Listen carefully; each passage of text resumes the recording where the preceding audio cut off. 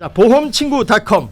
요즘 건강보험공단에서 미등재된 신의료기술로 내가 치료를 받게 됐는데 내 실손보험에서 보장이 가능할까? 건강검진, 성형, 출산 관련 질환 등 이런 것들이 내 보험에서 가능할까? 보험이 궁금하신 분들이 많으실 겁니다. 그럴 때는 검색창에 보험친구닷컴을 검색하시거나 1844-0585로 전화를 주시면 됩니다. 이미 가입한 보험의 경우 뭐가 문제인지, 또 내가 가입한 보험은 어떤 장단점이 있는지, 보험에 관련된 그 어떤 질문이라도, 그 어떤 상담이라도 무료로 진행이 됩니다. 암보험, 종신보험, 실손보험, 또 화재보험, 배상책임보험, 운전자보험 등 모든 상품이 상담 가능합니다. 검색창에서 보험친구닷컴 혹은 화면에 보이는 QR코드로 접속하실 수도 있고요. 전화 1844-0585 어디든 연락 주시면 보험 관련된 친절한 상담 무료로 받아보실 수 있는 보험친구닷컴이었습니다. 네, 여러분 반갑습니다. 한겨레 데일리 라이브 뉴스 라이브 시작합니다. 어서 오십시오. 고현준입니다. 반갑습니다. 네, 반갑습니다. 자, 오늘 수요일에 함께 해주실 세 분 소개해드립니다. 먼저 맥 정치사회연구소 서영주 소장 나오셨습니다. 네, 안녕하십니까, 서영주입니다. 자, 그리고 두 분의 변호사 박지훈 변호사 나오셨습니다. 안녕하세요, 박지훈입니다. 자, 김정환 변호사 함께합니다. 네, 안녕하세요. 자, 이렇게 세 분과 함께 오늘 하고요. 방송 후반부에는 일요시사 오혁진 기자와 또 방송 준비가 돼 있으니까 기대해 주십시오. 오늘은 인간 김태효에 대한 이야기를 중점적으로 나누겠습니다.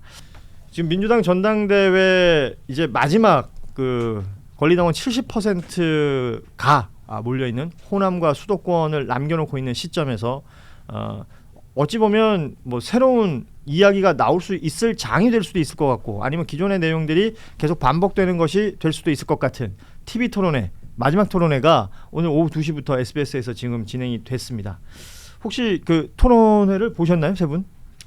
봐야 되는데 바쁘니까 여기 있잖아요. 예. 못 봤어요. 네. 오늘 죄송해요. 솔직히 얘기해야 돼요. 네, 거짓말할 수 없어요. 그렇죠. 오며 가며 이동하시고 보고 싶지도 않고 솔직히 말해서 뭐 똑같이 싸우고 할 낀데 뭐. 그래서 못 봤어요, 사실은. 못 봤다. 서영주 소장님 안 본 거 아니에요? 서영주 보셨겠죠? 못 봤어요. 아니, 솔직히 얘기하면 저도 방송 마치고 넘어오면서 그렇죠. 대부분 일정 있는 분들은 쉽지 일정 않죠. 때문에 못 낮 봤고, 시간이라. 그냥 그 기자분들이 이 토론에 대해서 저한테 좀 질문을 해서 전화 통화하면서 이제 내용이 대략적으로 오히려 어떤 내용인지는 좀 파악을 했죠. 좋습니다. 네. 김영환 변호사는 어떠세요? 저도 토론은 못 봤어요. 예. 근데 뭐 지난 토론에 워낙 날선 이야기들이 오고 갔는데 오늘은 그렇진 않았다는 얘기는 아까. 예, 이겁니다. TV 토론이 오후 2시에 하니까 네. 볼 수 있는 사람이 많이 없어요. 네. 보면 이상하죠. 예, 저희 제작진은 오늘 제가 여기 한겨레 도착했더니 전부 TV 앞에 앉아가지고 보고 있더라고요.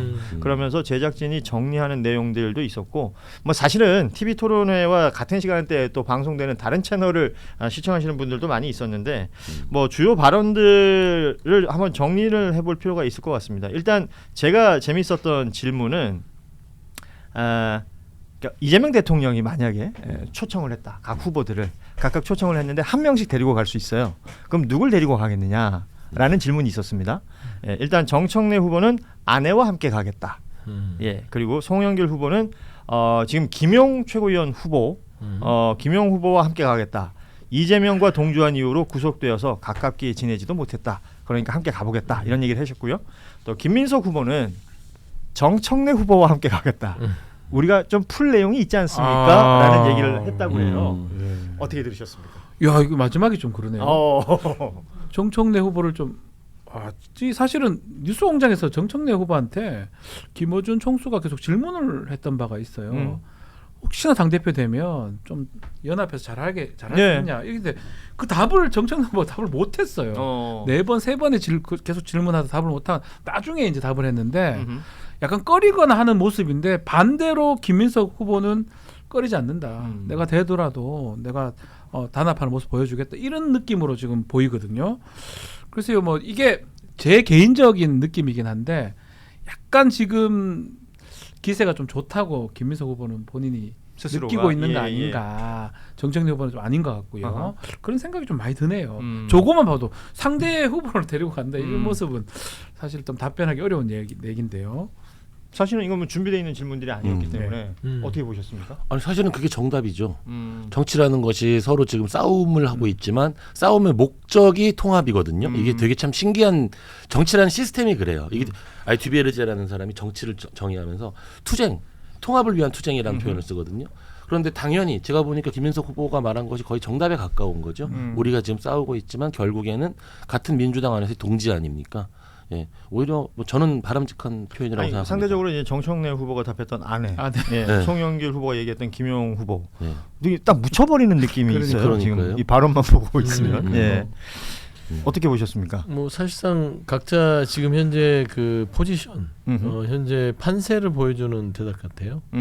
그러니까 이 정청래 후보의 아내는 사실 노무현 전 대통령의 아내와 연관화가 있는 거죠. 저는 그렇게 보여요. 지금 철저하게 노무현 전 대통령과 본인의 지금 전당대회의 어떤 상황 자체를 계속 동치시키면서 표를 소구하고 있다라고 예. 저는 보이고, 송영길 후보 같은 경우는 이제 최고위에서의 어떤 순위 투표에 치열한 접전을 벌이고 있는 김용 후보에 대해서 사실 김민석 후보 측의 표들이 김용 후보보다는 지금 서미아 후보나 박선원 후보한테 가다 보니까 김용 후보에게 조금 더 힘을 표를 달라라는 어떤 그런 송영길 후보를 지지하는 지지층에 소구하는 것이고, 김민석 후보는 이제 1위 전략이죠. 지난번부터 이제 통합, 갈등을 봉합하겠다라는 얘기들을 했고, 이런 부분에 정청래 팀에서는 뭐냐, 사람 가지고 노는 거냐, 사과부터 해라, 뭐 이러면서 이제 발끈했죠. 이거를 이제 그대로 가져와서 직설적으로 얘기했죠. 내가 정청래 후보랑 만나서 품고 얘가 이제 당 대표가 되면 갈등을 봉합하겠다. 좀 더 큰 리더십을 보여주는 좀 전략적인 말하자면 선두 전략을 보여주는 그런 거 대답 같아요. 좋습니다. 뭐 사실 그 외에도 이제 각각의 이슈들 가지고 이제 뭐 주도권 토론이나 여러 토론 등을 통해서 이야기들이 쭉 있었습니다. 그러니까 노3호 사진, 2003년 사진을 왜 2002년이라고 했냐, 김민석 후보의 질문에 정청래 후보는 김민석은 노무현 배신하고 탈당했던 사람이다, 뭐 이런 주요 발언들 했고, 봉이 김선달 발언, 대선 망치고 왜 책임 안 지나 등등 질문이 있었고, 또 나는 불교계와 관계가 좋다, 네. 정청래 후보의 답도 있었고요. 대통령한테 제일 먼저 건의할 사항은 뭐가 있느냐. 송영길 후보는 부동산도 투자할 수 있다. 그러니까 이분법적 사고를 벗어나야 된다라는 얘기를 하고 싶다라고 얘기를 했고, 뭐 대안 공급 그리고 또 금융 지원의 필요성도 한번 말씀드리고 싶다, 이렇게 얘기했고요. 김민석 후보는 대통령 일정 줄이고 생각과 건강과 시민들과 함께할 시간을 갖게 하실 것을 권하겠다, 뭐 이렇게 얘기를 했습니다. 정청래 후보는 전 분야 잘하고 있지만 외교 잘하고 계신다. 자주파 동맹파 적절히 활용해서 외교의 극대화를 꾀했으면 좋겠다, 이런 건의를 하겠다는 얘기까지 있었고요. 뭐 토론회가 지금 댓글창에도 저희 쭉 올라오지만 그렇게 뭐 날선 토론회라는 느낌보다는 그러니까 지난 토론회가 워낙 셌기 때문에 그렇죠. 상대적으로 좀 덜했다라는 반응들이 있고, 뭐 누가 잘했다 누가 못했다 이런 얘기들도 쭉 올려주고 계신데, 뭐 토론회라는 건 또 그렇게 소비가 될 것 같습니다. 네. 어찌됐건 일정이 막바지로 가고 최고의 어떤 이 결정판이 될 수 있는 호남 지금 온라인 투표, 그리고 오늘부터는 이제 서울 온라인 투표도 지금 진행이 되고 있기 때문에요.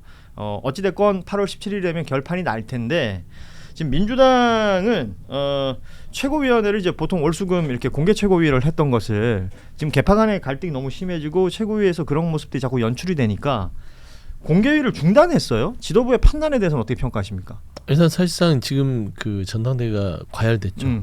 보통 금도를 넘었다고 평가하는 분들이 많아요. 예, 선 넘었다. 선 넘었죠. 많이 넘었죠. 다시는 안 볼 사람처럼 싸우고 있기 때문에 최고위에서조차 그렇게 보인다면 지금 현재 이 대통령의 국정 지지율의 하락 자체가요, 이게 대통령이 지금 직면한 부동산 주식 이거 외에 민주당 내에 월수금 열리는 최고위의 갈등도 일조하고 있는 겁니다. 아하. 저는 일단은 그런 부분에서 열을 식히려면 일단은 좀 진정을 해야죠. 이게 쿨링 타임이다. 네, 쿨링 타임이다. 그래 보시면 될 것 같아요. 그래요.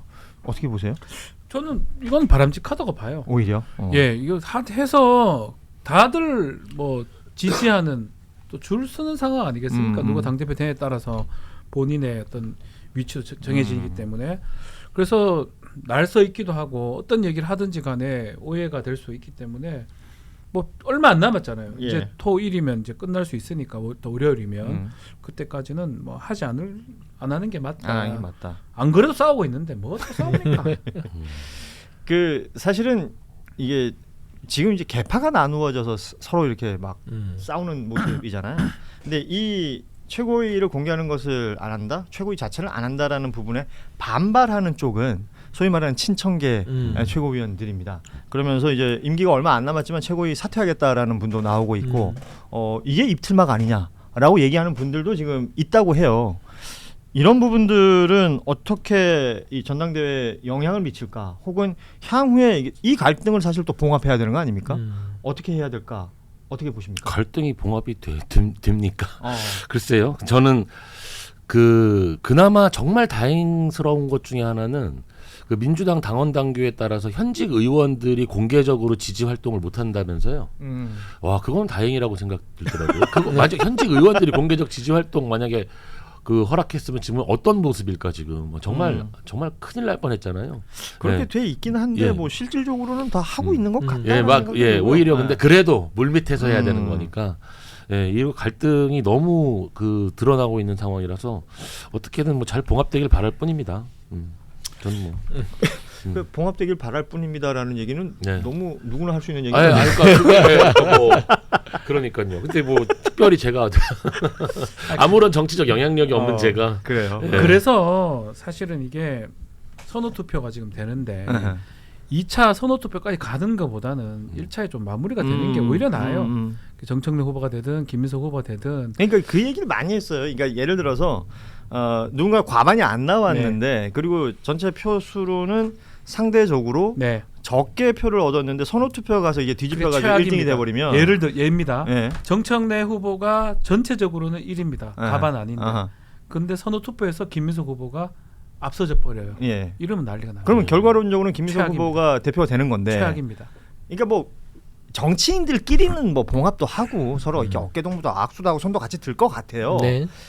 이 지지 세력들 간의 어떤 문제가 봉합이 될까 이런 생각이 들어요. 근데 이제 지지 세력 간의 봉합은요, 그 정치인들이 하기에 따라 달렸죠.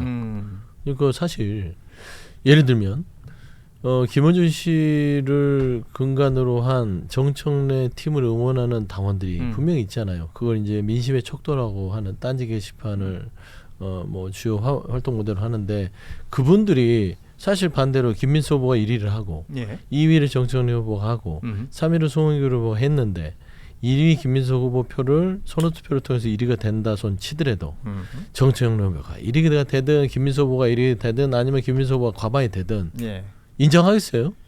인정 안 해요. 기본적으로 그 순위라는 것은 그들에게는 의미가 없습니다. 이미 정청래 후보가 40을 얻든 38을 얻든 그 자체로 그들에게는 의미가 있는 거예요. 그러니까 이 부분은 각자의 진영 내에서 그 지지층을 갈등을 조정하고 그들의 어떤 분노 아니면은 이 반발을 잠재울 수 있는 사람들 역할을 해야 돼요. 그게 정치력이고 정치인의 본분이고 책임입니다. 근데 그거를 하는지에 대해서 그걸 지켜봐야 되는 것이지 우리가 이거 갈등 어려울 거야. 어렵죠. 당연히 그거 쉽지 않을 겁니다. 그럼에도 불구하고 저는 각자 이번 선거가 끝나면 각 진영 내에서 본인을 지지했던 세력들에 대해서 메시지를 날리고 그다음 통합과 화합을 하겠다는 모습들을 세 분 다 공히 그다음에 최고위원 모두 다 공히 다 이 좀 앞장서서 이 지지층 달래기에 나서야 된다. 안 그러면요 사실상 이게 8월 17일 날 이후에 뭔가 결정 났으니까 끝 하는 것 같아도요 그때부터 또 다른 어떤 분란의 시작이 될 수 있다. 결국엔 지금 나온 후보들의 목이 커요. 결국은 뭐 이제 뭐 지지자들 간에 어떤 일이 있더라도 정치인들이 정리를 하면 그렇게 그 방향으로 가야 될 것이고 저는 정치인들도 있지만 이 얘기를 안 하려고 했는데 할게요. 그 얘기 내가 안 했는데 해. 7시하고 2시가 중요해요. 7시하고 2시라는 건 7시는 여기까지만 얘기할게요. 더 이상 얘기는 안 하겠습니다. 7시는 어떻게 오전 7시를 얘기하는 겁니까? 오전 7시하고 2시에 오후 2시 유튜브들이 참 중요합니다.